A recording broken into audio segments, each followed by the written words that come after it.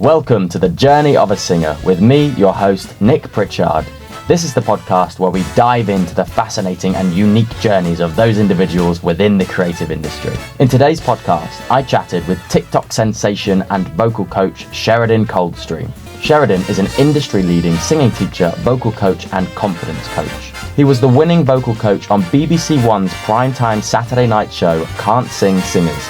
And since May 2022, Sheridan has featured on BBC, ITV, LBC, 5 Live and Heart Radio, and within a single year has amassed a following of 350,000 TikTok fans. He was recently featured on BBC Breakfast after superstar Billie Eilish sang with him on his TikTok channel. In the podcast, Sheridan sheds light on his career in and out of the limelight. We delve into the psychology of being a performer and offer practical techniques on how to improve confidence and find your authentic self. Sheridan reflects on some of the darker moments in his journey and what he has learned from a career spanning almost 4 decades in the entertainment industry. So sit back and enjoy the journey of a singer with today's guest, Sheridan Coldstream. Okay, and we're live. We're live. How lovely. Welcome, Sheridan. Thank you very much for coming on to the podcast. Nick, it's a complete pleasure. What fun. Yeah. Joy. I know you've travelled over, so I really appreciate you coming down. And it's wonderful to see you in person because I've seen loads of you on TikTok and social media and BBC and all these articles. And it's really nice to see you in the flesh. Well, likewise, it's nice to meet you too. It's strange, isn't it? Because when things sort of start to happen and take off, and we're in this weird industry where sometimes years and years can go by and not very much seems to happen. And then a little exposure in a short space of time, and suddenly people are almost starstruck. And that's exactly what's happened to you. I'm not really used to that. I'm looking over my shoulder to see who they're looking at the whole time. But I'm not used to being stopped in the street or recognised on an aeroplane, all these weird things that have started to happen. Okay. Because I'm just little me, really, being the way I always have been, and suddenly getting all this attention. You don't really know why. It just kind of is. And I can't say I'm not enjoying it, though. It's good fun. Well, congratulations. I think it's like you said, it's one of those things that can really change your trajectory as well in terms of what you're doing. All of a sudden, from one week to the next, your life has suddenly got a different trajectory, these opportunities that seem to be really coming into your direction at the moment. Yeah, you hope so. There's an awful lot of unknowns in this industry, and it can be quite fickle, as I'm sure you know, and things can look like they're about to take off and explode, and things don't always go to plan. I'm very much riding a wave at the moment, and you have no idea where the wave's going to take you. So I think you just have to be kind of grateful for the things that do work, and stay optimistic. And expectation's an important thing. I think I've learned to expect things to go well. That's good. And when you do that, things have a way of, well, let's say, being more likely to work out than if you expect the opposite. But like so many of us, including your good self, I've been in this industry as an actor and a singer for a good few years now. I'll be 59 in a month's time. So, maybe my time has finally come. That's fantastic. Well, let's, the podcast is called The Journey of a Singer. Uh-huh. And it's, we get different creatives on, not just singers, but it is predominantly focused towards people in the music industry. Yeah. And part of it is getting to understand where these people have come from, what their journey's been, because everyone in this industry has a very unique individual journey. It's not necessarily like the corporate world where it seems to be fairly structured. You can get a promotion, climb your way up the ladder. This business seems to be up and down, and that can sometimes be a bit confusing. So we'll start at the beginning. We'll get to all of the fabulous things that are happening to you at the moment, all the exciting things, all of the BBC interviews and the duet with Billie Eilish and your TikTok fame. And I'm really excited to understand kind of what your life entails at the moment. But to give us an idea of what you've been through on your personal journey as a singer and an actor, where did you start? How old were you, and what got you into this business? I was about 5 when I thought I wanted to do this. I was playing the cat in Dick Whittington at school, and all I had to do was take a big bow at the end. That's all I can remember. My mum said to me, "Oh, I think you're going to be an actor, darling. You're going to be a performer." And I never really looked back. So I think from the age of 5, it was fairly set in stone in my mind that I needed to be a performer. And looking back, as I have many times, I think what drew me to this industry, and I'm almost ashamed to admit this, was the kind of showbiz glitz and glamour and fun and performing thing. And that's still what I love. I love the buzz. I love showbiz, and I love musical theatre. And so I went through school doing okay academically. I think this is a big topic, because I think the education system has a lot to answer for. It tends to separate academic people from the rest, and sometimes makes people feel if they're not academic, they're not intelligent. And I think intelligence and being academic are two very different things. However, I went through school thinking I was fairly dumb, and always feeling like that weird person and the outsider, always the one shivering at the edge of the football pitch, and would rather be in the music school writing songs or just singing my heart out, So school was an odd time for me, and it seemed vaguely irrelevant, or even very irrelevant, because I knew that what I wanted to do was be on stage. So I sort of staggered my way through school with my few special friends. And at 16, I wanted to join the National Youth Theatre. And that happened. Again, expectation, I think. I sort of expected that to work out. This was my mapped out plan. I had kind of almost predestined to happen. So I joined the National Youth Theatre at 16 and did a season with them. But even there, I felt a bit like the outsider, and like everyone was better than me and more confident. What was that? Was that because your ability wasn't as good as theirs, or was that just a confidence thing? Who knows? I would choose to believe it was a confidence thing. And I'm massive on helping people with confidence now. It's a huge part of what I do. And people say to me, yeah, but you seem so confident yourself. You say, and confidence is an odd one, isn't it? Because I think we can be confident on one level sometimes, and still struggle inside. And I think we've all got a bit of an internal voice in our head that screams at us sometimes, maybe telling us we're not good enough, or perhaps comparing us always unfavourably with other people. And I was certainly battling that, like I think probably most people do to some extent. I just seem more able to talk about it. So that was there. So National Youth Theatre, then A-levels, which bored the hell out of me, frankly. And then I wanted to go to drama school, so I auditioned for the Guildford School of Acting when I was 17 to go when I was 18. And this is imposter syndrome. I didn't feel worthy, I didn't feel good enough, but I was offered a place on the spot at the audition, which was, even in those days, fairly unusual. And it's one of the best acting schools really out there, especially. I think it still is. Very good. And for musical theatre in the mid-'80s, which is what we're talking about, it was very much one of the places for musical theatre. So I believed I was lucky and somehow got in just because the wind was blowing in the right direction. I wasn't able to take the credit for the fact that I'd got in. I didn't feel, yes, of course I got in. That was never me, and it's still not me now. I just kind of wonder why things work sometimes. So I did 3 years there doing musical theatre, which was lovely. I loved singing, I loved acting. I am the most appalling dancer in the world, or you have recently said to me that you might become a close second. I was going to say, I might challenge you on that one. Let's fight it out, boy. No, at my audition for Guildford, they even said to me, you're not quite the worst dancer we've ever seen, but I thought, oh, well, thanks. And then they offered me a place. So I don't really understand that. So I spent 3 years at Guildford, sort of loving it and sort of still wondering who I was. Because at 18, I was very much a little boy still. And I was there with lots of people who were 19, 21, 25. So I was one of the youngest. And I think I hadn't really had a chance to live properly. So I don't think I got as much out of that as I could have done. However, I left Guildford aged 21. So at that point, I'd already done National Youth Theatre and Guildford School of Acting, so it looked good on paper, but I'm not sure the person I was reflecting the experience that I'd had at that point, so I needed to live a bit at that point. So I then spent years still living at home, no, not years, months, maybe nearly a year, writing letters to every casting director and every theatre in the country. In those days, it was proper letters and brown envelopes and real photographs that you had to pay for. And most of them didn't lead to anything, and a few did.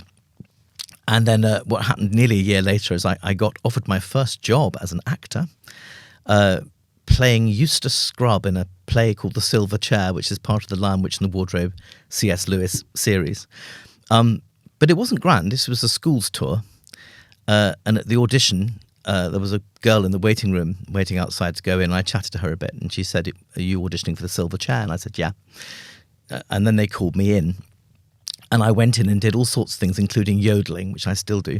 So I yodeled and sang and played the guitar and did a monologue or two, and wasn't really sure how it went, and came out, and she said to me, gosh, you're good. How am I going to follow you? I said, "Oh, don't be ridiculous." Anyway, good luck, I said.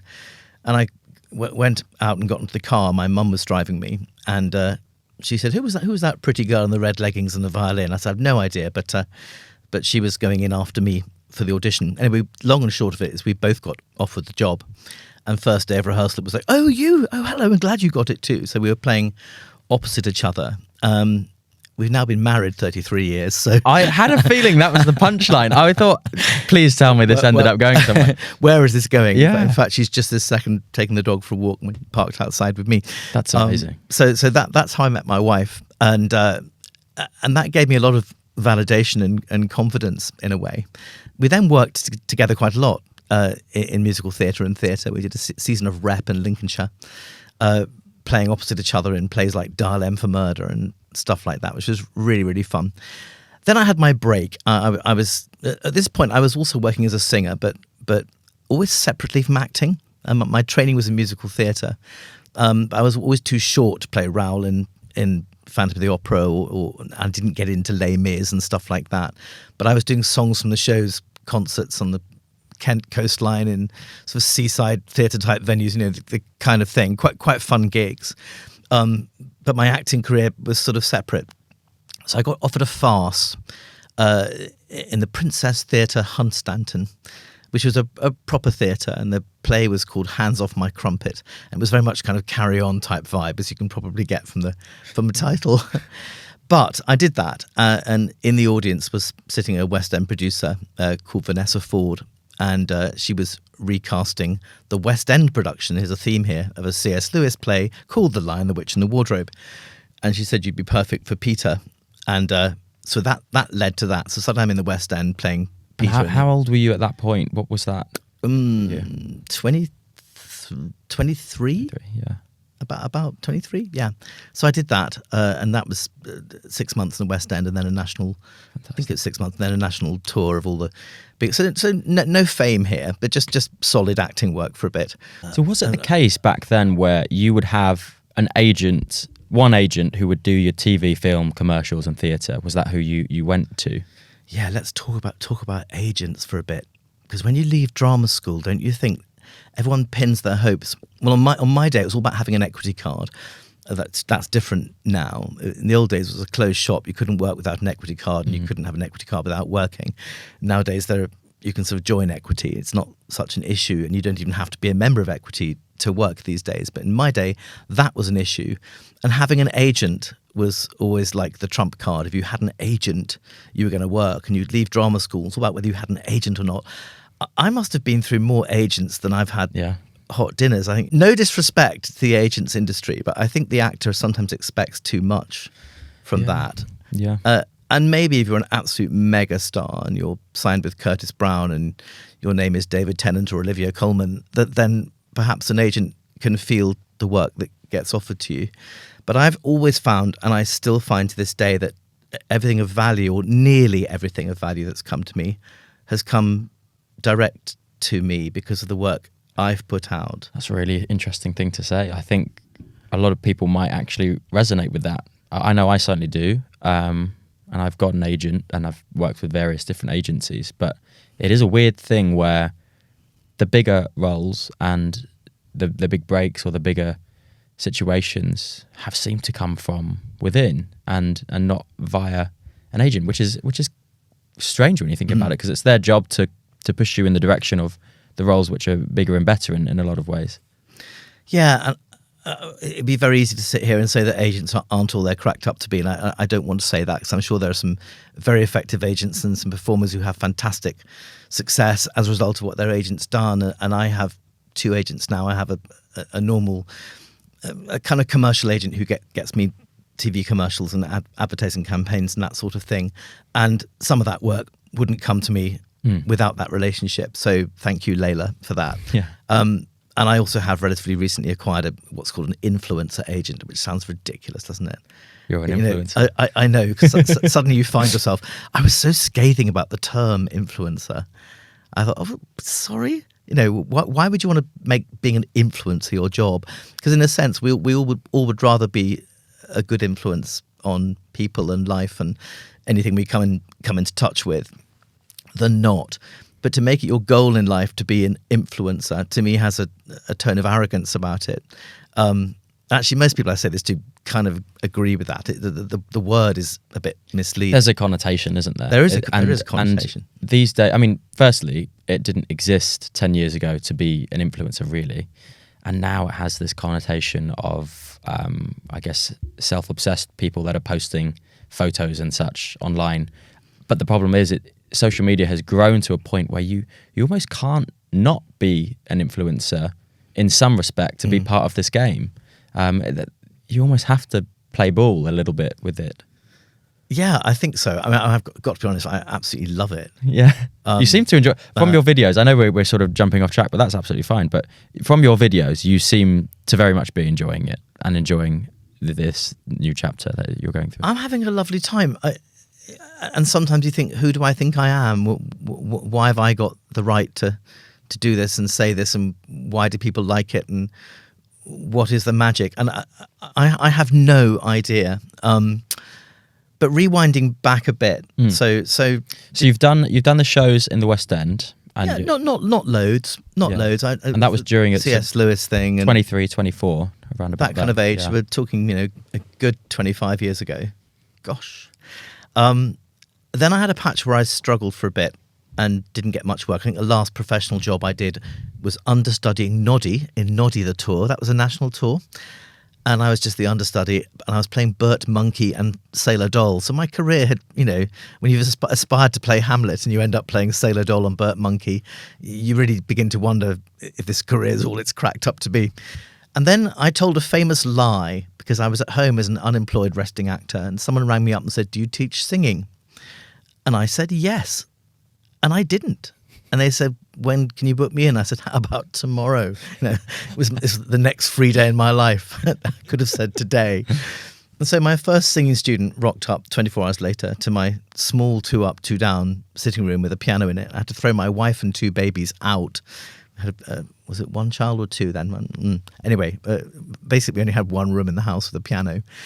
And in the day between taking that phone call and teaching that first lesson, I had to drive into Oxford, which is our local city, buy a book of vocal exercises that I thought I could vaguely busk my way through. Took them home, learned a few chord shapes on the piano, and all I could play until that point was kind of that thing everybody plays, chopsticks.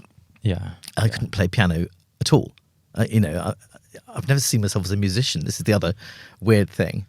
And I'm not piano. I don't play piano, although that on TikTok, that's what I've become known for. I just vibe a lot and hope that I can get away with murder. So this first singing student rocked up, and there was me trying to play Titanic badly.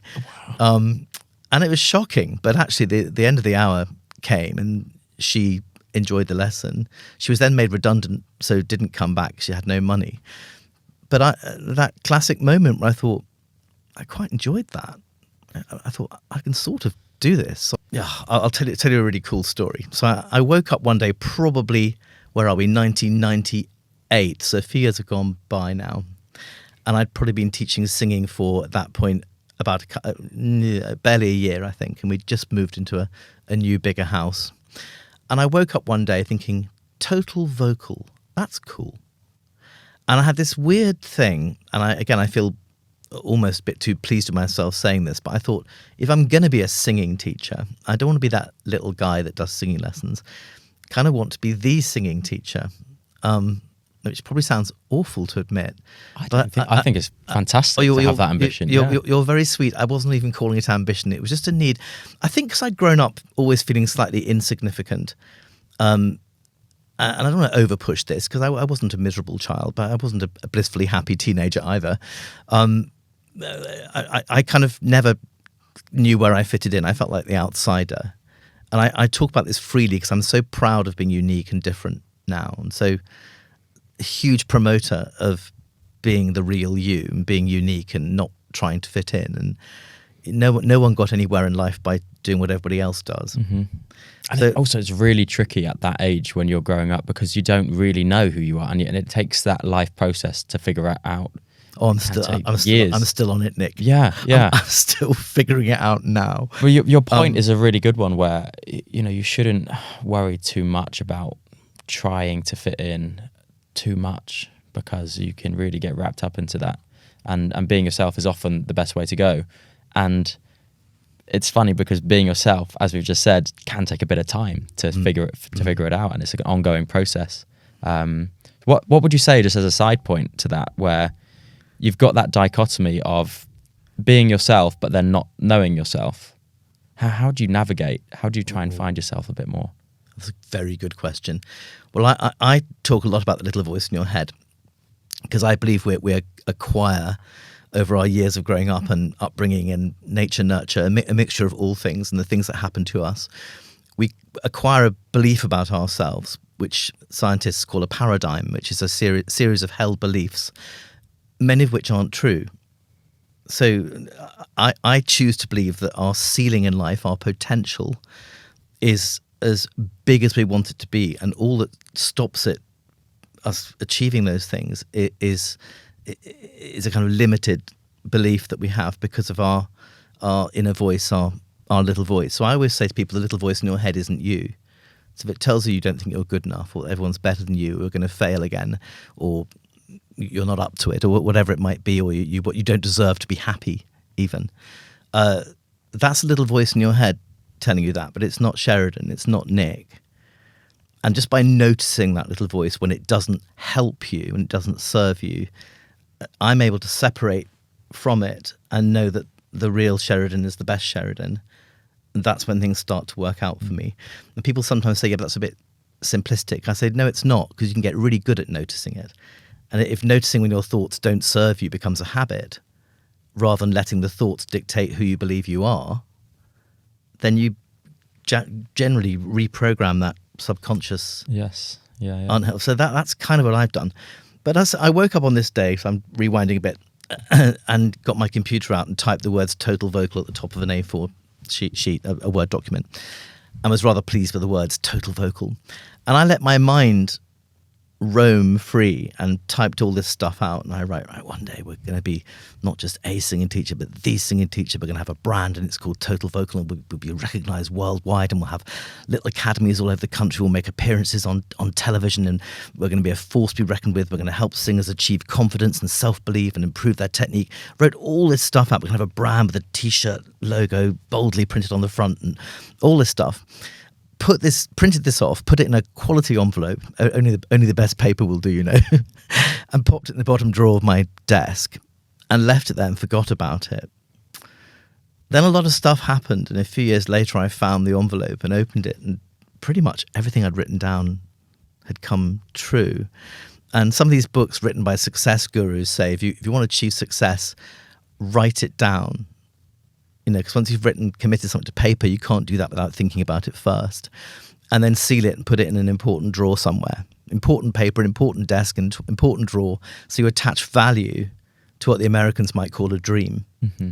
And then if you want it badly enough, and I always say this industry is just hard enough to separate the people who think they want it from those who really do.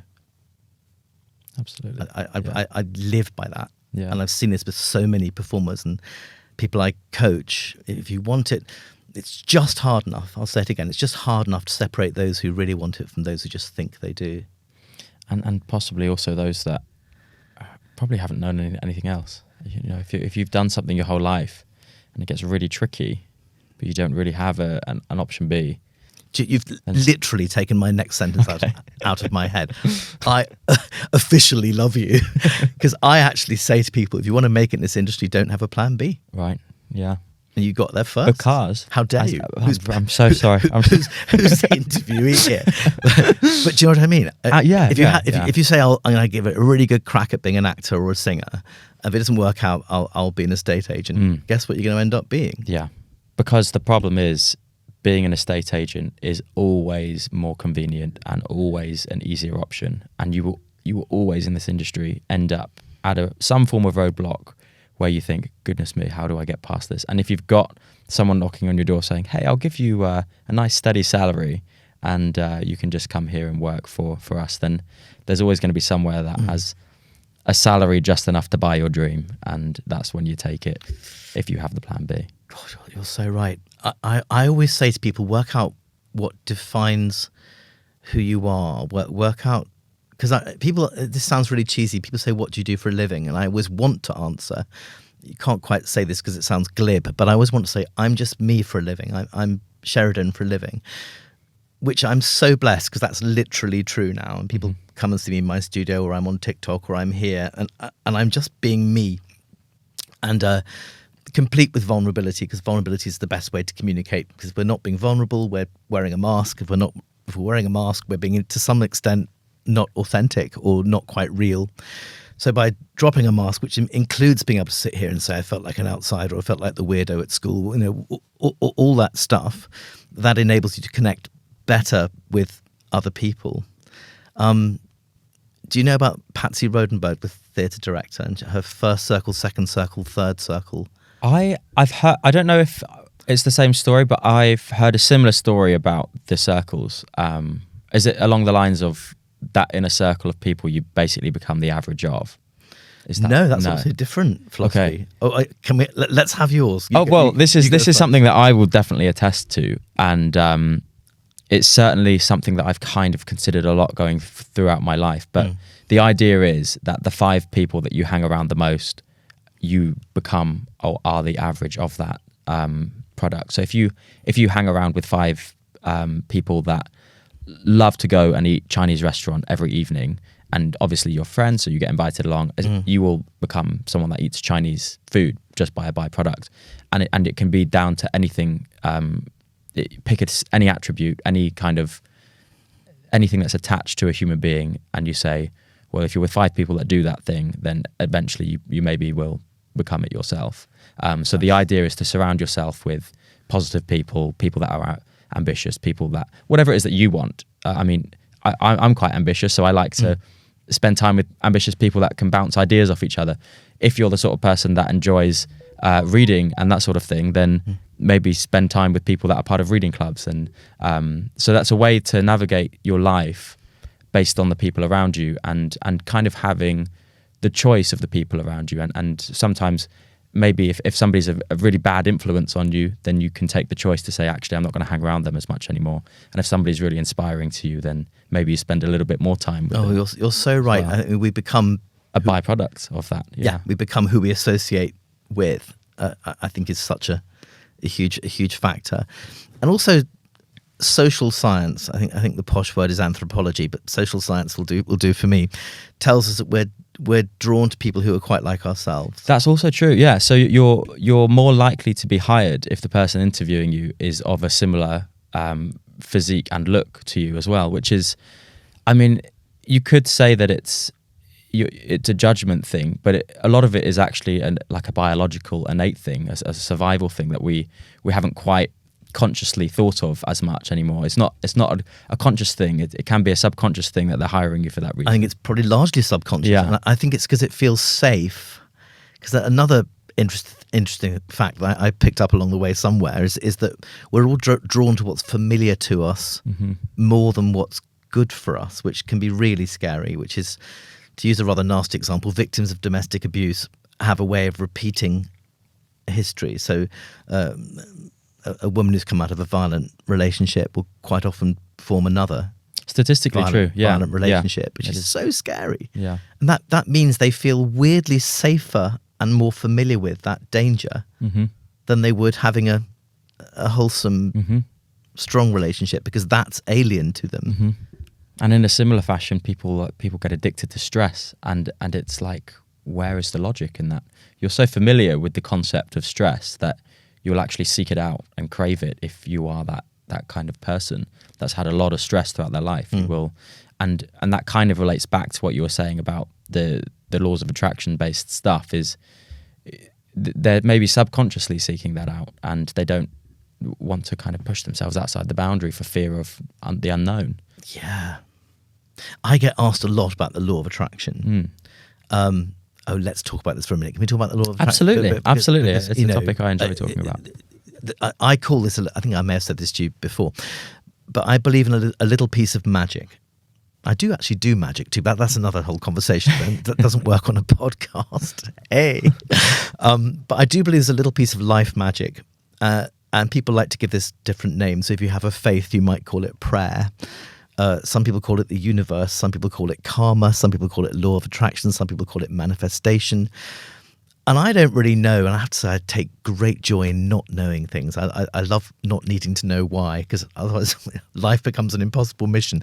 I don't know which of these things is and which of these things isn't. All I do know is that, as I've touched on this already, when you kind of expect things to work out, they have a way of working out. So if you expect something to go well, you'll probably give off a more positive energy than if you expect it to go badly. And I know I reached a point last year when all the TikTok stuff was beginning to kick off for me, and I was going, what the hell is this? What's going on? And all my students were saying to me, no one's ever grown as fast as this before. And I going, really? I didn't know why. And I began to expect, and again, I loathe arrogance in anybody, and I was beginning to wonder if I was getting a bit too pleased with myself, but I hope not, because I began to expect everything I touched to work. And it sort of did. So you do an interview, an audition, and you kind of expected it to work because everything was working. So you shape an expectation by having experienced mini success, and the more success you begin to experience, which can come from nowhere, can't it? You can be what feels like a struggling actor or a struggling performer trying to pay your bills, especially at the moment. And then something works out and you go, oh, okay, maybe this can work then. And then the next thing comes a bit more easily because your whole attitude and expectation. I don't think that's magic. You could call it manifestation, because if manifestation is giving off a different energy, and that, if you like, attracts like-minded people who pick up on your positivity and therefore they want to hang around you, well, that's not magic, is it? It's just there's the thing. Definitely an element to that. There's something in our brain called the reticular activating system, and it's abbreviated to RAS, reticular activating system. And the job of that piece in your brain is to filter out stimuli. So they think that there's, I don't know the exact number, but there's lots of stimuli, thousands and thousands and thousands of stimuli occurring right now. You can't focus on all of them at once. For example, you're not currently focusing on how the chair, or you might be, how the chair is feeling on your back, or you're probably most focusing on my voice and what you're hearing. But in the corner of your eye, you've got this light, you've got this thing going on. There's probably a low humming frequency that you can hear if you tune into.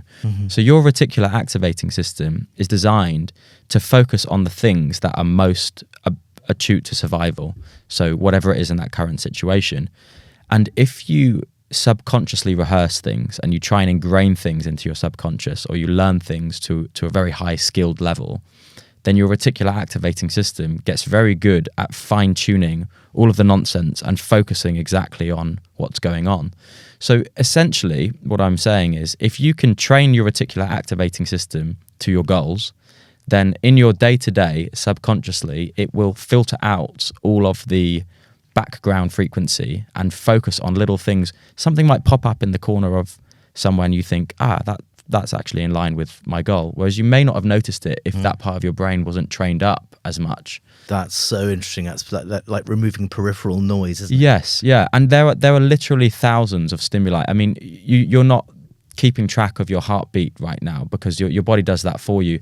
The temperature, your body does that for. There's a lot of things on autopilot that you just don't think which about. Your subconscious is controlling. On a similar note, I read a fascinating book. It's actually a corporate book called Blink. Okay, yes, I know it, by an author called Malcolm Gladwell, who wrote Tipping Point and other bestsellers. I'm not sure I even read the whole of Blink, but sometimes you read half these books and you've kind of got it. And I really got Blink. And Malcolm Gladwell talks about how when you first encompass anybody or anything for the first time, the brain is very, very good at taking an accurate, thin slice of information. In like 3 seconds or something. Or less, point something of a second. Yeah. I don't know exactly, but very, very quickly. And then what we tend to do as human beings, which is not helpful, is we think. This wretched thing called thinking, which is so overrated, because that we're doing with a little bit, roughly 5% of our conscious brain is what does the thinking. The 95% is the unconscious or the subconscious mind, which is very, very good at taking this information. And a bit like you're saying, if one can remove or train your brain to trust that first impression, trust in spontaneity, then you can read people and situations, or read a room, as people say these days, incredibly reliably and incredibly ridiculously efficiently. When I meet new students on my doorstep, or these days, because of international coaching, a lot of it's on Zoom too, and I allow my brain to take that thin slice of information, and 6 months later, it's nearly always spot on. Intuition. I suppose it's intuition makes it sound like we're kind of clever. Magic, yeah. But yeah, I just got this thing, and I really don't mean that. I've just learned to trust that. Well, it's really first thing. It's such a good point that you make, because it is that part of your brain. But then if you look at someone, so taxi drivers in London, for example, they've done studies on taxi drivers that show that the part of their brain which has geographical location and spacing is larger than the average Londoner. I mean, I go everywhere now with a map on Google Maps, and I have honestly no idea. Somebody says, "Oh, which road did you get to get here?" And I'm like, "I just followed the sat nav. Followed the blue line." That's all I did. I just followed the sat nav. And they reckon that there are tribes in the Amazon right now who, because of their situation, they've trained parts of their brain to be able to communicate with birds, and they can whistle in a certain way, and they can communicate in. I may be completely talking out of my arse right here, but I saw a video that said that they've got to the point where they can communicate with birds who will show them where honey is, for example. And it sounds outrageous, but we live in a society where certain parts of our brain, such as the geographical spatial awareness, are starting to get smaller and shut down because we're not using them.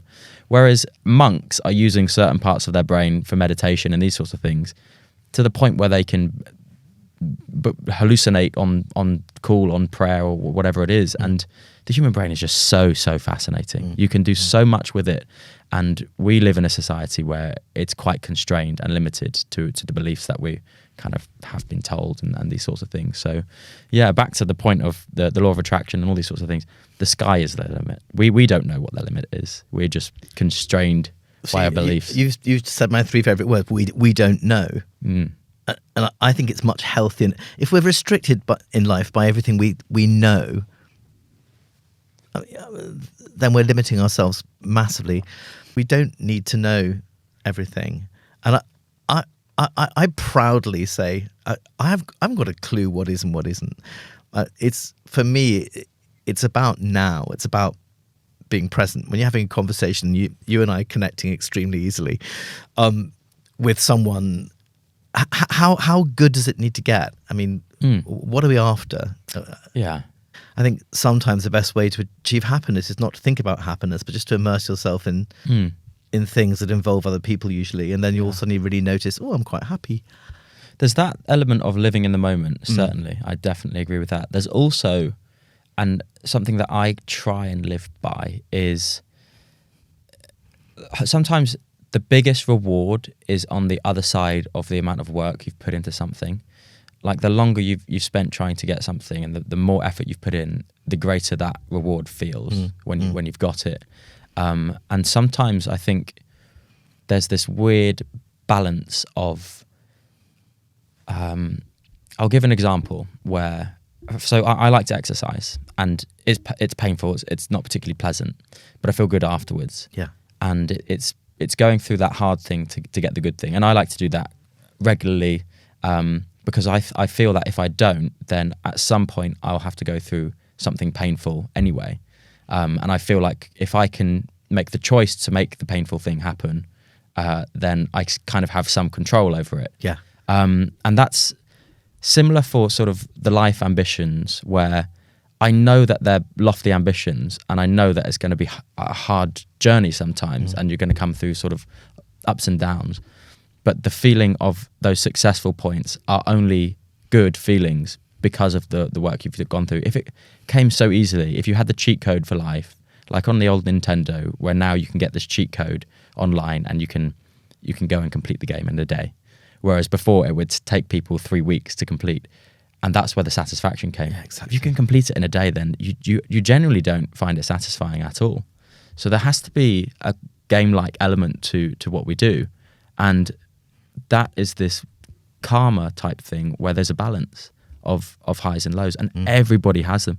Even the people that seem to be top of their field and every aspect of their life ticked, there is a karmic balance there where they've either had to have gone through something. I saw this quote that this guy said, sometimes you shouldn't want what other people have because you don't know what they've done to get there. Absolutely. Or if you find yourself envying some friend who's recently become a multimillionaire, and I do have people in mind to whom that's happened, and I'm not yet that, and you think for a minute, I could do with 9 million, then you have to ask yourself, yeah, but would I want their story? Yeah. And actually, I don't want to swap lives. Back to what you were saying, so it was fascinating. You said something I wanted to pick up on. I have to edit this bit. That's all right. If you remember, I'll say one small thing. Okay. And then if you remember whilst I'm saying that. Yeah, okay. But the other thing is, people that come into large sums of money very quickly often lose it quite quickly as well. The people that have earned it through their own means, for example, setting up a business that has that revenue and that income, they will tend to keep it in the long run because they've figured out the way to set that up. But lottery winners are a really good example. A lot of lottery winners will lose their earnings very quickly. So sometimes the big breaks aren't always the best ones. It's that slow build. It was so true. I've just remembered what I wanted to say to you before. Good. I knew that would happen. The subconscious mind will release if you don't try too hard. Yeah. Thoughts just come to you. This is a little bit like what you were saying. Sometimes the people who seem on the surface to be the most successful, the most sorted, the most compassionate, the warmest, the loveliest, the funniest human beings are the ones who've also suffered the most. Mm-hmm. And there's a lovely quote. I can't remember the whole quote, but the last line is, "Beautiful people don't just happen." Mm-hmm. Which is so true. So if you look back, I don't want to. We haven't talked about your darkest moments, and I've never had. I've already talked about feeling vulnerable and like the outsider, but I've never been suicidal or deeply depressed. But I've certainly been very uncertain about who I am for large chunks of my life. I'm so grateful for that, because that's where my understanding of people comes from. Mm-hmm. Because if you haven't been through that, then you've got nothing to empathize with. Something else that again you touched on earlier was the being present in the moment and spontaneous, which is probably the one thing I try and teach performers over and above anything else, is to get out of their heads. It's not to think, but just to kind of be, which has become almost a kind of cliche now. And the bit of our brain that worries, that questions ourselves, that does anxiety, that overanalyzes, is loosely speaking the left-hand side of our brain. Again, Malcolm Gladwell writes about this.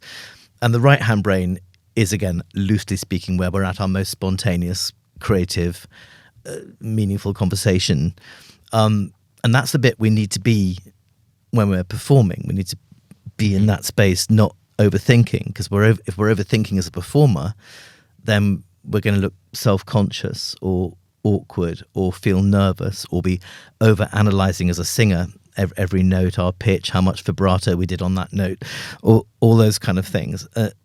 And yet to get people from the unhelpful overthinking part of their brain to that spontaneous one is an interesting thing, because those two bits of the brain cannot work simultaneously.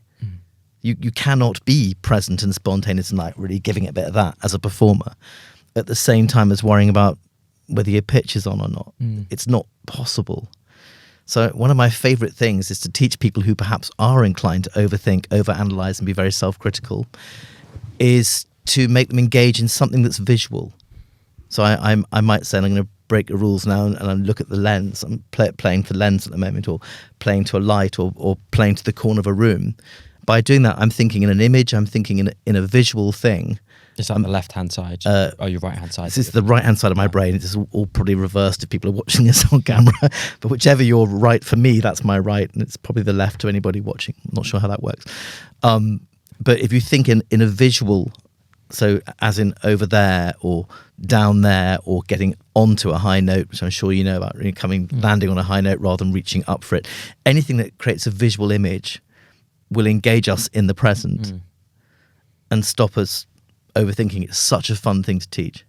Yeah. Because you'll see that very quickly, won't you? In a student, it's like visualize this. It's a real magic moment. Yeah. There's some great. Those are great TikTok videos because they do happen quite fast. You can see someone. I've seen a couple of examples where the teacher is like, "Okay, now just relax your jaw and whatever," and all of a sudden, the note comes out brilliantly, and you look at that and you think, "Wow, what's the magic in that?" And it's what you've just described there, the different sides and hemispheres of the brain, which in getting out the head. Yeah. Which I've actually never thought of that properly before. I think because... Well, I think probably what you do it instinctively. Yeah.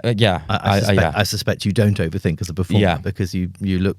The bit I've seen of you, you look completely comfortable and you're loving it. You're. I think that's the one thing with this singing, the advantage that I will give myself my brain credit for is it's never really... I mean, occasionally it does. It depends on the situation, but it does seem to revert to that in the moment thing. When I'm singing, I feel so in the moment. It's the most in the moment feeling that I get in my life. I can relate completely. Yeah. And sometimes it gets to a point where I think, my God, this isn't even me. There are times where I've been on stage and I kind of just have like a bit of an out of body type experience where I think, I'm not doing this. There's something else is going on here because I don't know what the heck is going on. Those are great moments. That's wonderful. Yeah. I can sort of relate. I can imagine that. So I think some of the stuff we sing is quite similar. So big band, jazz type stuff like that. And something can happen which almost annoys me in performance that you can't quite do in rehearsal. Because that thing of adrenaline, of course, kicks in. That's a real thing for recording. And also, like you said, rehearsal. Achieving a certain spontaneity in a recording studio. Trying to emulate that magic that happens live can be difficult. Don't you find it fascinating in a studio situation? You're always trying to marry musical perfection. With spontaneity. It's and if you do too much, dropping in and cutting in and patchworking different takes together to make the perfect take. You can end up with something that's a bit soulless sometimes, even though you can. It's technically perfect and wonderful, but sometimes imperfection is better. Yeah, absolutely. I love that's that. Something that's kind of gone away recently because of the technology, with the auto-tune and that kind of thing. But if you listen back to like even the Sinatra stuff, a lot of the imperfections there is what you grow to love. That's what you like about it. Yeah, he goes flat a lot. Yeah, but you love it. You're like, that's what I hear. Are you a Bublé man or a Sinatra man? Do you know what's funny is I think I was born in a generation where possibly for the first time, my generation would have listened to Bublé first and not Sinatra, which is what happened to me. So I actually came across the jazz standards via Bublé and I loved them and saw them as the original things because that's what I'd heard first. And then I later got really into Sinatra and loved his stuff, especially the live stuff, especially that, because his nuances in every performance were so satisfying. And I found it really, really entertaining because I was also singing his songs as well live. I would just find it so inspiring how he could bring that magic to the audience by these nuances and by being flat and and people still absolutely, in his later years, people absolutely loved that about him. Yeah. I mean, I'm older than you are. Don't mind admitting. I know everyone's shocked to hear that, but so even I was young for Frank Sinatra, but he definitely came before Bublé. I'm 58, so everything happened back then, and I didn't get it initially. I was the same. Sorry, I didn't mean to interrupt. I thought this isn't as good as everyone says it is, and they go, "Oh, Sinatra." Going, yeah, and then Bublé came along, and Bublé was it for me. Probably still is, really. I think he's just annoyingly brilliant. He's really Bublé. good. He's annoying, and he can dance. Yeah, well, that's it. Excuse me. Hello? Why is that even allowed?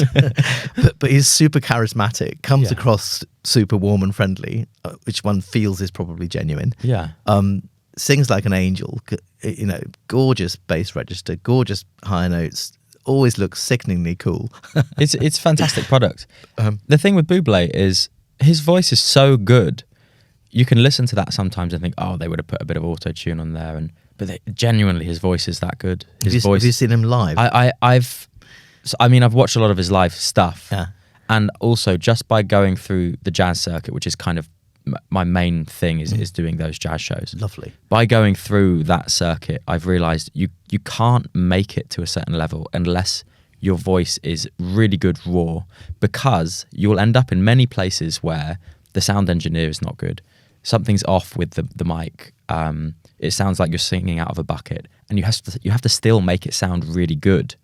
And I know, I've read Bublé's biography and these kind of things. I know he would have been in loads of similar situations where your voice has to be good enough to make the performance really good and rely not on auto-tune at all. If you're a pop singer or a singer-songwriter, a lot of your work is through studio, and I've seen these guys turn up to gigs with a laptop and like plug in through all these inputs. And I mean, in the jazz world, you turn up and you just hope you've got a good sound engineer that's going to do you a good job, and sometimes you don't, and you've still got to have a good talented voice to actually get it through and across to the audience. So I do believe that Bublé has a really good sounding voice anyway, because I don't think he would have got to where he is without it. No, I think we could all learn from that a lot more, and we shouldn't be relying on auto-tune. It's less human. I might record people in my home studio as part of being a voice coach, and I don't use auto-tune at all. I'm a voice coach. It's my job to make sure they sing in tune. So I think Bublé got that right. Gosh, that is interesting. I saw him live once at what used to be called the NEC in Birmingham. I think it's called something different now. And he certainly doesn't disappoint. Yeah. I bet he puts on a show. He's just very charismatic and very comfortable. I hope that's the real man. And you never quite know. But he certainly comes across as the real deal. Yeah. I'd love to go back to something you just said. Yeah. About, what was the quote you gave about real people? Beautiful people don't just happen.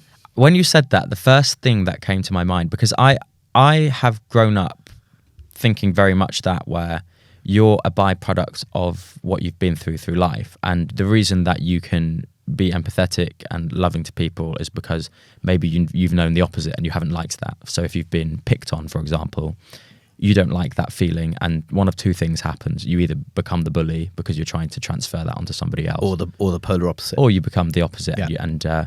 But when you said that quote, there's genuinely one person that I've met in my life, and it's my girlfriend, and she is the one person who I really believe that her parents are really loving, and they've brought her up really well, and she's had a great upbringing, a great life, and a lot of people in that situation can become spoiled and a bit rotten and not have much personality. It's remarkable how well she's come out, and I know her very well because I've lived with her for 3 years. But she is one of the most loving, caring people, and I've never met anyone like her. And I'm sure most people say the same about their other half. Yeah, and mine's sitting outside. and I wonder if that's a love thing where you kind of switch off to things, but I don't think she was a product. I mean, everyone's been through things, as I said earlier, but she's more particularly been through a very loving upbringing, and I think that love has transferred through her life. So it's the one person that I can think of that kind of. That's a really good point, actually, because I think the beautiful people don't just happen quote. It is really talking about how people, those who've suffered an awful lot, have become very compassionate and loving as a result of that.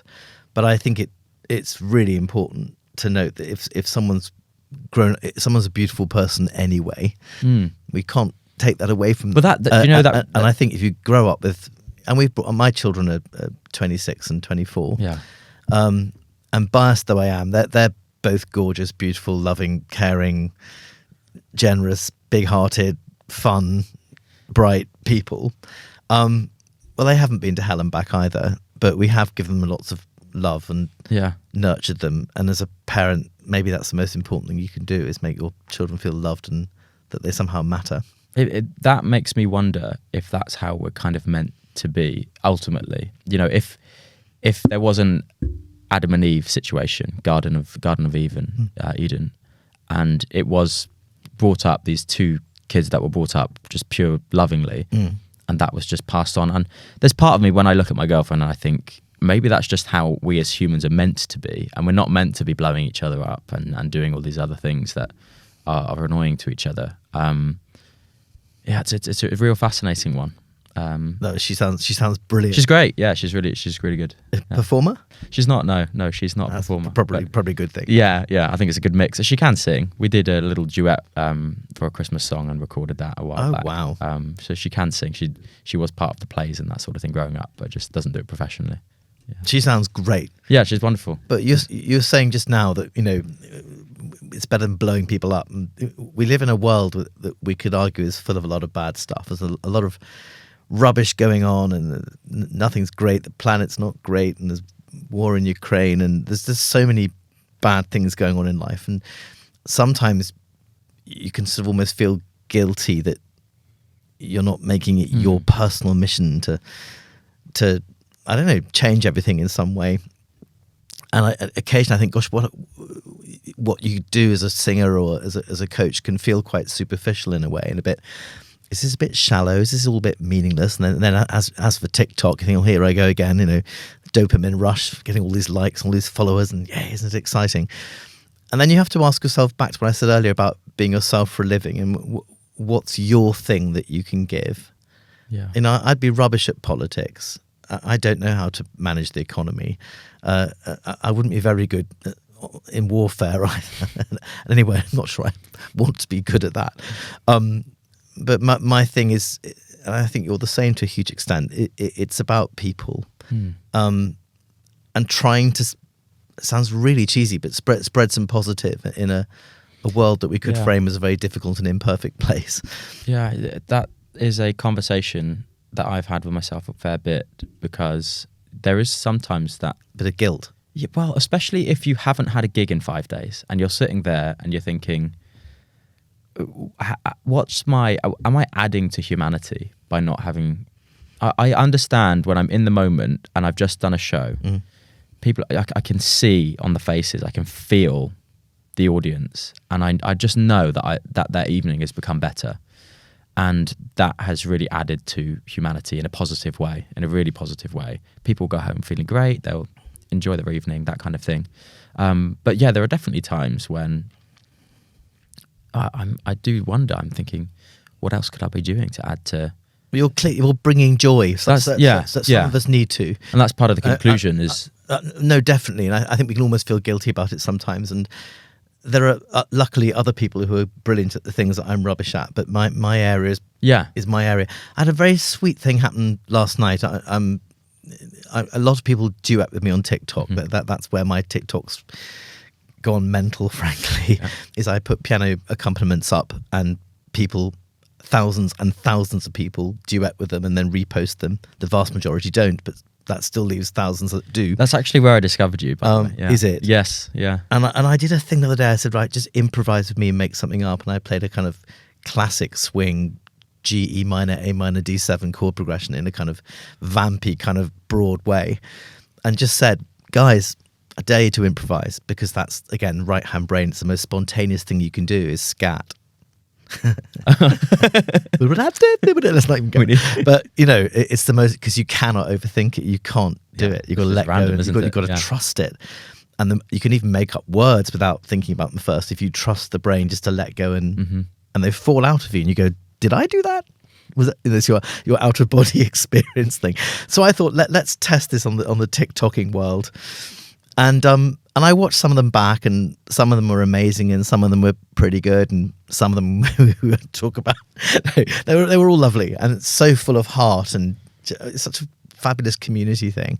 I thought, this is great. And one person who's obviously decided I'm some kind of celebrity and put me on a pedestal was so blown away by the fact I'd commented on her improv with me that she did one of those reply TikTok videos where you reply on video, but you can see your comment in the corner in text. So in tears, I just can't believe you duetted with me. I can't. It's just made my day, and I'm so touched and so moved. She'll probably hear this at some point. And she was so touched, but she wasn't as touched as I was at the fact she'd done that. So I then reposted her video and did some subtitles saying, "You've actually moved me to tears with your response." then I got another video, and on it goes, and it gives me pure joy that you think this little superficial thing that I sometimes feel it is, they're putting pretty videos on TikTok and making people sing, yay, isn't this fun? It is touching people's lives, which is extraordinary. And she said, you provide a safe space for us TikTokers, because I talk about mental health and confidence as much as I do accompaniments. The piano duets, the bits which have mostly gone viral. So that's where the attention's come from. But it has also given me a platform, therefore, to talk about the voice and head, confidence, feelings of insecurity, vulnerability, being spontaneous, tapping into the best part of the brain, all the stuff we've just been talking about. And it's just so, it means the world to me. Can we touch on and how it got to that point, specifically with your BBC and Billie Eilish duet? Because I know you've said the story on different platforms before, but if you wouldn't mind sort of just saying what happened with the Billie Eilish duet and how it helped with your TikTok as well. Yeah, this is the most extraordinary thing. So just to backtrack, it's less than a year since I launched my TikTok, 5th of May. Wow. 5th of May 2022. Wow, I didn't know it was that early. I know. I launched a TikTok. I did a little mental health one on do you have an inferiority complex, which was talking about the kind of thing we've just been talking about. And the reason I did this is a 13-year-old student said to me, I think you should get a TikTok and you'd be brilliant on that. And I went, you've got to be kidding. It's full of glamorous, pretty young things strutting their stuff. Where would this... I'm going to go off on another tangent. So I was just thinking, you know, I'm white, male, middle class, have all my limbs and speak posh. How and I'm not non-binary. How unfashionable am I? You know, and I don't mean to sound cynical, but I just became aware of how uncool it was to be all those things. At the same point that she said, launch this TikTok, and I thought, yeah, right. So I tried it. And actually, it was the first duet I did, I think, was an improv one. So a bit like the one I've just talked about. And within 6 weeks, I had 60,000 followers, wow. I didn't know it was wow. I just thought this is what happened on TikTok. And then some of the people I taught said, have you any idea how fast that growth is? I said, oh, is that good then? And I had nothing to compare it to. They went, yeah. I said, well, how good? They said, I don't think I've ever seen anyone grow that fast before. And I said, literally no one. They said, I don't think so. So it grew and grew. And at 60,000 followers, at that point I was uploading mostly pop and some musical theatre songs, piano parts where I sometimes would harmonise into the mic so they could harmonise with me, or sometimes just play the piano. And I was teaching a lot of people Billie Eilish songs at the time, and one that I'd taken to was the song Listen Before I Go, which is a suicide note, basically, not a happy tune. So I loved playing that. And there's a low bit where it goes really low. Sorry, can't save me now. She goes down there, which I always found slightly annoying. Sorry, Billie. And I wished it was up the octave. Sorry, can't save it. So I made a TikTok suggesting to whoever might sing it with me that Billie does this. Some might find it a bit low and grungy. You've probably seen this video. And so maybe try taking it up the octave. And, you know, within a couple of days, I've lost count, but, you know, lots of people had done duets for me. I'd just finished work on a Saturday in my studio and was sitting in the garden. It was mid-May. No, it wasn't. It was early July by now. So we're on 60,000 followers. So only 2 months in at this point, and that's... Yeah, 2 months in on 60,000 followers. So a lot of people were being exposed to my songs by then. Scrolling through, and up came various duets, people singing Listen Before I Go with me. And then there was one with lots of comments beneath it. And the comments started off by saying, gosh, you sound just like Billie. I thought, yeah, she does quite. So I scrolled on down. Then it said, hang on a minute, I think this is Billie. I went, this is Billie Eilish. She's Sheridan. Loads of tags. So I looked up, and it did look like her official page, but I didn't trust it. I thought it might just be a fan account or something. So I came off TikTok, went onto Googled Billie Eilish official TikTok, hit send, and the first thing that happened was, if you want to sing a Billie Eilish duet, and there was my incredibly posh English accent. And I thought, what the hell? So... am I allowed to swear on this podcast? Because on the BBC they would you're more than welcome to. Yeah. So I went upstairs. My daughter, who's 24 now, was packing to go to Ibiza the next day, and she was staying with us for the weekend. And I said, Bella, and she said, what? I said, you know that Billie Eilish duet I put up a couple of days ago? She went, yes. I said, guess who's duetted? I don't know, Dad. Who? And I said, Billie Eilish. And she went, fuck off! Which I'm sure is a lot of people's reaction to. Yeah. I mean, it's the first time I've said that on air anywhere, but because I have to kind of tone it down for the beeb, you know. So that was that really. So I was, as I said at the time, gobsmacked. And just, it takes a while to sink in. The following day, I felt quite emotional about the whole thing.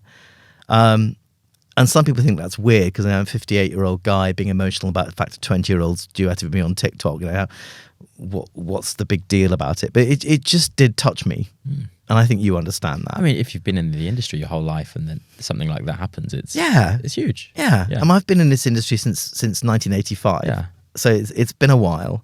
And I've had moments of success. I won a competition on BBC in 2004 called Can't Sing Singers, and Lorraine Kelly, that thing, and that was a lot of fun. My team of people who couldn't sing and I had to teach them to sing won. So if you like, I won that show, or they and I together won that show. It's not so much the case anymore, but TV back then, even like the early noughties, it was a huge thing. Like everybody's watching the Saturday night thing. That's how it was exposed. Yeah. Whereas now you've got so many options: Amazon Prime, Netflix, TikTok. People's attention is. But I begin to think that I've got some lovely TV exposure coming up, which I'm not actually allowed to talk about, but that's coming up, and it's going to be great. But can it be greater than? I don't know. I think that things have changed in the last 5 years. I think they really have, and even things like Love Island, where the original cast season people would go on there and get like 1 million followers. Now the people going on there are barely scratching tens of thousands, like not really scratching the surface in terms of what it used to be.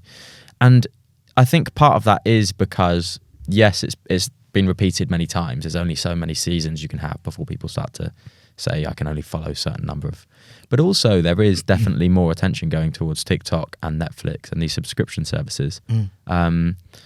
It's hard to fight for people's attention these days. But still, if you're on national TV, then I mean that's always going to be great exposure. Well, you hope so. But that was good at the time. It secured my coaching business. But and as all my friends called me, the nearly famous. This is in 2004. Then it went annoyingly quiet because when I was winning it live on TV, BBC primetime Saturday night, Sheridan is the winner. I thought, oh, thank God, I'll never have to teach ever again. And then 19 years later, you're still coaching. You're going, oh, okay. So I've had a good time. I've never had to fight for work, so that was secure. But this Billie Eilish / TikTok moment thing, which is still happening now, it knocks that into a cocked hat. It's just been crazy. There was a day about 2 weeks after the Billie thing happened, BBC South got in touch with me. And they said, we gather there's a really cool Billie Eilish story. Can you tell me? And I said, I've just told you. She said, can we come and film you at the studio? So they did an article on BBC South, which is, I think, still on the BBC News app to this minute. It's there right now. You search Billie Eilish, about 3 stories down is this story, which gives me a bit of a warm, fuzzy feeling. It's all good. So they came and filmed it just for BBC South, which is everything from kind of Milton Keynes, Oxford, Buckingham, down to the south coast. And then it went on the news, the local news, not that local, but not national news, the next day. And I think what the BBC national news do is they scan the local news, and from that they pick the big ones. Big ones, yeah. And suddenly it appeared on the BBC News app, which I found innocently the following morning or something. And I thought, oh my God. So Debs is my lovely wife. I went, look. And there it was. As I say, it's still there with my photograph and everything. And I'm thinking, good God. And at that point, the Billie Eilish story went worldwide because obviously she's American. She just played Glastonbury a week, headlined Glastonbury the week before she duetted with me. So maybe she was in a hotel in London, and I don't know. But anyway, because she's American, it's gone big in America. And I'm eagerly Googling Billie Eilish, Sheridan Coldstream. There are literally, I don't know how many, 30, 50 articles all saying much the same thing. About, gobsmacked English vocal coach Sheridan Coldstream. It was suddenly everywhere after it had been on BBC. And the video itself has like 35 plus million views, right? I think I actually looked last night because I knew you might ask me. I think it's 49.5 million views. So you're talking 50 million. We're talking 50 million views, yeah. That's incredible. 50 million views. You can't even fathom that number of people. No, it's crazy. Yeah.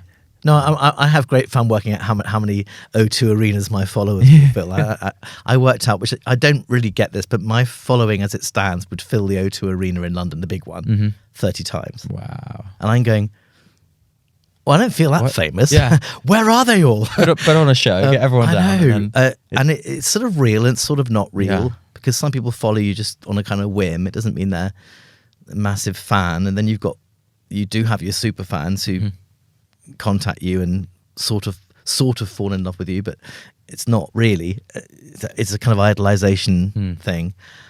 It's all very odd. Yeah, I can appreciate that. It's really fun. You have to stay grounded because there's this thing we all know about the dopamine rush. Mm-hmm. You know, getting hooked onto that. It's a drug. And the dopamine, the feel good you get from getting a million likes or 500,000 plays on something you posted 5 days ago, it is insane.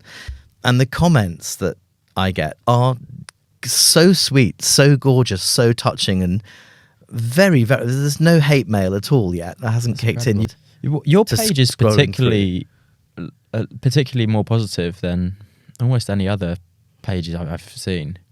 A lot of people that get to that level. I did a video a while back about how if your video goes above 100,000 views, regardless of what the topic is, regardless of what you're saying, you'll get hate stuff on there. But your page actually seems to be really good for just finding the positive people. That community of people you have is a real positive community. I know what I was going to say, which is about our industry and about the recording arts industry, and indeed TikTok, is that constant battle between commercialism and integrity. Mm-hmm. And I think most musicians, when you talk to them, would rather feel that music was about music and the love of music. And if you're a songwriter, it's writing songs that mean something to you. And it can't be about making a load of money, because as soon as you do that, you're making commercialism more important than integrity. And surely we would all want to feel we were being real and genuine with our music. And that kind of balancey thing. I don't know, what do you have a view on that? Yeah, so I think actually one of the reasons why I started the podcast is because I believe that a podcast is a really good way to get authenticity across and to get your personality across without having any. I mean, right now we're not putting on a show, we're not performing, we're being ourselves, we're having a chat. Yeah. And I think it's really important for people to see that side of things, because when you do put on a show, they know more that you're putting on a show. And if you want to make it more commercialized, then at least there are things out there that show your true self. Because as a singer, you're also an actor. As a musical theatre singer, you're also an actor. And anyone in the arts at some point has to be an actor of sorts. And it can be really hard when TikTok is only a 20-second video or a minute video to get across your authenticity. And especially if you're trying to pull in views, and I've been so guilty of it by trying to kind of like jump to the point straight away and get something that I'm hoping people will just latch onto and watch. So yeah, there is that balance. And sometimes I do feel guilty for being not, I try really hard to be authentic, and it sometimes just doesn't come across. I watch things back and I just think that comes across really commercialized. But you also judge yourself in a way that nobody else would. And I cringe at my own stuff. Everybody else says I'm real. I thought, well, if that's how I come across in real life, thank God help me. But I think, the irony is that it's only by making the algorithm work is that you can get your message out there. Yeah, so if you don't play the game a bit, then no one's going to hear your stuff, so it serves no purpose. So yeah. We all know that guy that puts out the really authentic stuff that has no streams, and he doesn't have a voice in the industry and isn't being booked for things. And it's kind of like, okay, well, you might be giving it your truest self, but that's not connecting with anybody. No one's hearing you. Yeah. You're really good at that, by the way, because am I excited? On TikTok, it's hard. Because they are short segments, it's hard to get across your personality sometimes. And I think because you don't do it with the intention of the commercialized thing, it comes across really well. It comes across really authentic. Also, they haven't got any choice. If they want to sing that song, they've got to put up with you talking first. But that also that talking part gives you that personality and gives you that connection with people. If you just went straight into the singing, they wouldn't know what you were like as a speaker, as someone to chat to. So it can work. the opposite of that is, and I get this a lot at gigs where it's more backgroundy, where it's not really appropriate to sort of say, oh, and the next song is about this, or put a cheesy line in there. So I'll generally just go say thank you and on to the next song. I find that there's an air of mystery, and people really, by the end of the set, are kind of like, what is he saying? You know, is he American?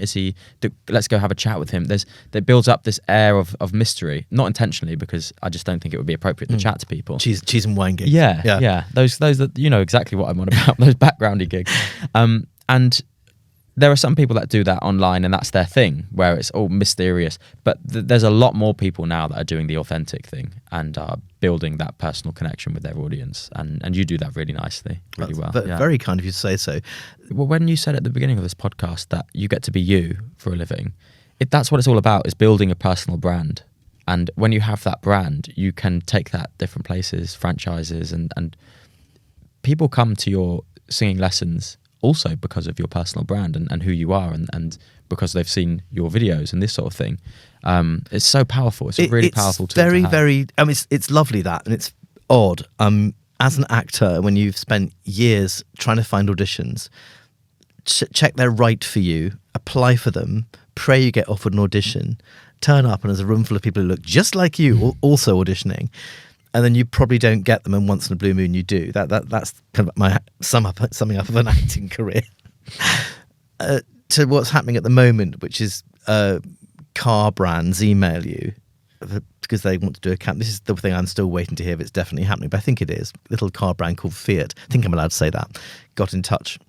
And they don't just want a vocal coach to come and teach the winners of their competition in a Fiat and be filmed and a radio interview and all over, loads of stuff and quite a lot of money as well. They don't just want, they want specifically you, or in this instance me.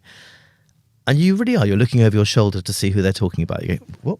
Who is this Sheridan guy? And I put that straight onto my influencer agent, who's called LJ, and she's brilliant. And she said, no, they want you. That kind of just sums it up, doesn't it? Yeah. And having spent 30 years trying to be the person that might get the job over someone else, to having someone say, no, we want Sheridan Coldstream to come and sit in this car and teach our winners. It's a very exciting time. It's really nice to actually seeing it happen to somebody, and I'm really pleased for you, and I just hope that it continues and the success goes up and up from here. Well, thank you so much. Thank you. It's been a pleasure having you on the podcast as well. It's been lovely getting to, I know we had a chat over the phone, but it's been even better to sort of get deep into it as well. It's great, isn't it? Just talking about everything really. Yeah. And I think perhaps the important note to end on is that people don't always believe it can happen for them. Well, I suspect you've been that person. I've been that person. But we're just normal people. And as I said earlier, the industry's just hard enough to separate those who really want it from people who just think they do. Yeah. And you just keep at it. I'm not 25 anymore. I've just gone on and on and on and on and on and on and on. And at the moment it seems to be coming back to me, which I feel truly blessed. So thank you. Congratulations. No, I'm really, really, really pleased to hear more of your story. Just lastly, before you go, I'm sure everyone already knows, but where can we find you? Well, there will be some stuff which I alluded to earlier coming out, I think, in the autumn on TV, but I'm sworn to secrecy and signed various disclaimers, so I can't talk about that yet. So you probably will see me whether you want to or not. So there we are. There's that. My TikTok handle is Sheridan_Coldstream or just Sheridan. I do have a YouTube channel too, but that hasn't gained the same traction. Watch this space. Yeah. Wonderful. Well, thank you very much. Thank you. Thank you. Thank you. It's been a pleasure.